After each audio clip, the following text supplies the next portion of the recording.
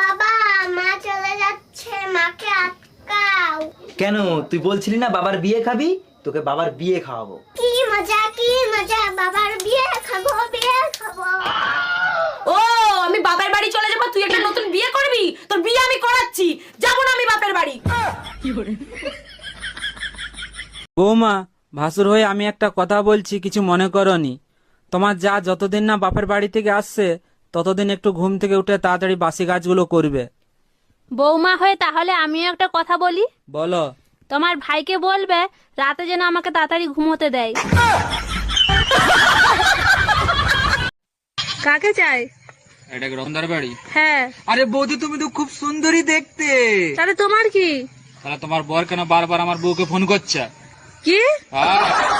Madam, আমি বিদ্যুৎ বিভাগ থেকে আসছে, আপনার মিটারে সমস্যা আছে, চেক করতে হবে। ভালো করে চেক করে ঠিক করে দেন, মিটারে এত বিল কেন আসে? বিল কোথায় আসে? 2 মাসে মাত্র 2 ইউনিট বিল আসছে। 2 ইউনিট বিল কেন আসবে? আমি তো শুধু লাইট জ্বালাই মোমবাতি খোঁজার জন্য। ভাবি, 4-5 দিন দুধ দিয়েন না। আর এ মাসে আপনার দুধের বিল হয়েছে কয় টাকা? অরুণ ভাই, এ মাসে দুধ বেশি নিছেন, সব মিলিয়ে 1500 টাকা হইছে। ও আচ্ছা। ভাবি, আমার কাছে তো ক্যাশ নাই, আপনাকে অনলাইনে পেমেন্ট করে দেই। অরুণ ভাই, অনলাইনে পেমেন্ট করেন, সমস্যা নাই, সেরা টাকা দিয়েন না। এই আজকে মাংস খাইতে ইচ্ছা করতেছে, একটু মাংস রান্না করবা? মাংস রান্না করতে তো তেল লাগবে, তেল পাবো কোথায়? পাশের বাড়ির ভাবির কাছ থেকে একটু চেয়ে নিয়ে এসো। উনি যে স্যাঁচরা, উনি তেল দেবে? তাহলে এখন কি করবা? কি আর করা, আমাদের তেল দিয়েই রান্না করি। এই, আমার মা আসতেছে আজকে, তাড়াতাড়ি বাজারে যাও। এমনিতেই চুলকানির যন্ত্রণায় বাঁচতেছি না, তার উপর আবার বিখাউজ আসতেছে। একটা বাজে কথা বলবা না, বাজারে যাও, নতুন নতুন যা উঠছে কিনে নিয়ে আসো। শুনছি বাজারে নাকি বিখাউজের নতুন স্প্রে বের হয়েছে, নিয়ে আসবো নাকি? নিয়ে আসো, তোমার মা আর বোনের গায়ে লাগাবো।